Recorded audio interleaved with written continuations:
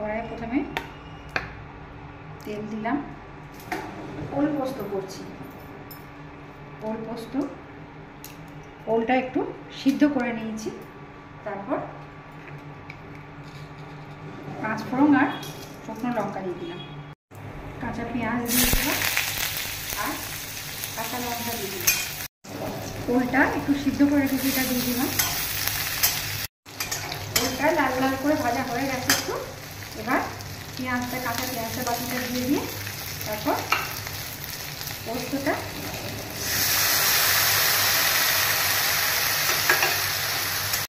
একটু লবণ দিয়ে দিলাম, সামান্য একটু সর্ষে বাটা 1 চামচ মতো দিয়ে দিলাম। পোস্তটা আমার কমপ্লিট হয়ে গেছে, এটা সিদ্ধ হয়ে গেছে ভালোভাবে। একটু কাশ্মীরি লঙ্কা গুঁড়ো দিয়ে দিলাম কালারের জন্য। একটু লাস্টে কাঁচা সর্ষের তেল ছিটিয়ে দিলাম।